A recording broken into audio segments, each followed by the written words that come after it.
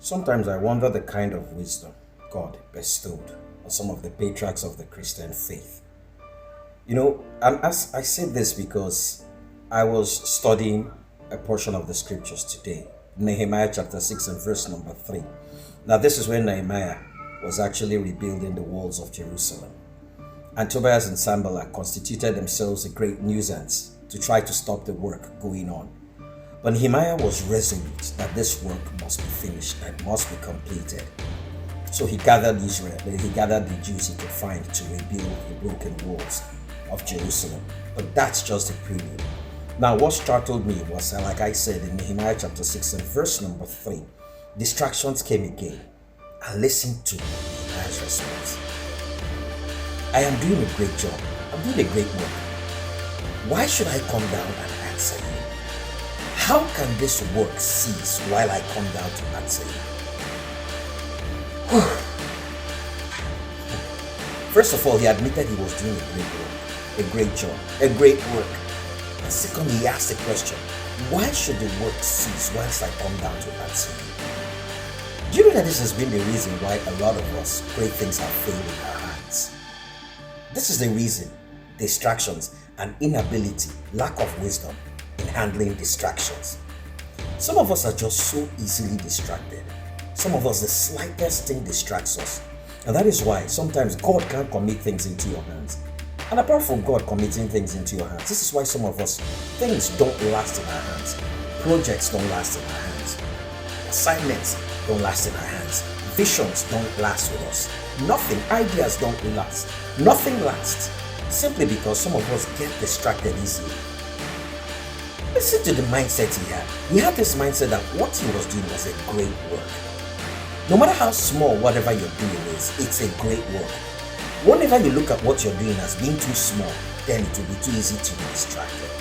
But whenever you look at whatever is committed onto you as a great work, a great thing, a great job, then and only then will you be on the first burner, the forefront of not being distracted. God does not commit small things to people. No matter how small what you see, what you're doing now seems like, it has the potentials to be record breaking. It has the potential to go worldwide and to take you worldwide. But how do you take what is committed into your hands? Do you take it like a small thing? Nehemiah called it a great work. Whenever you see something as great, it will make you great and take you great. It will do great things through you and you'll do great things through it too. But whenever you see something as small, you take it lightly and you'll be very casual with it. Nehemiah saw it as a great work, and so he was not ready to compromise it for any form of distraction. How easily are you distracted? And the second thing Nehemiah asked was, how can the work cease when I come down to answer you? This is also another problem a lot of us have faced. You leave what you're doing for a while to go face distractions. By the time you come back, it's not the way you left it. Every time you take your eyes off any assignment, project, vision, goal, dream, desire, any moment you take your eyes off, it's very costly. By the time you come back, you will never meet the same goal the same way again. You will never meet things the same way. Being resolute and focused you can't compromise it. If a thing is committed into your hands, stay on it. I've talked about consistency over and over here in passion.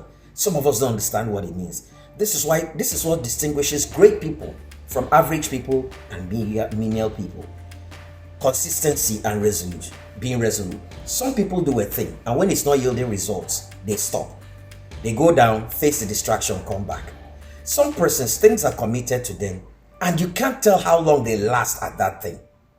I've always said something that whenever something is committed to you, results don't come automatically. Nobody plants a seed and expects the seed to grow immediately. Sometimes results come out after a long space of time with consistency, dedication, being resolute, and disagreeing completely, making up your mind never to be distracted.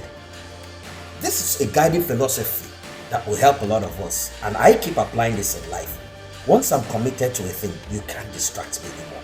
I can't come down to negotiate. I can't come down. Have you ever wondered why the moment you embark on something that is worthwhile, that is when it's like hell opens its mouth, Hades opens its mouth. What name them?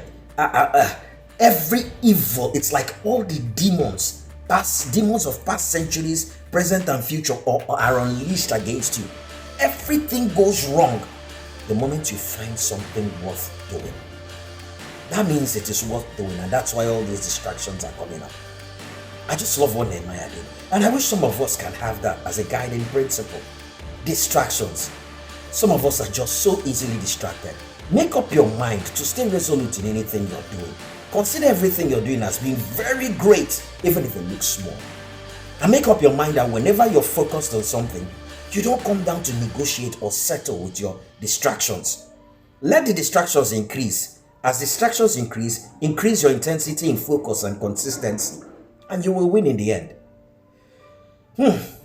Kingsley Oji, normal man. Please, like I always say, go to my YouTube channel, Kingsley Oji TV, Oji as in OJI. Please subscribe. I'm trying to give someone out there a reason to stay alive and a purpose for living. Share this video if you wish. God will bless you. Thank you.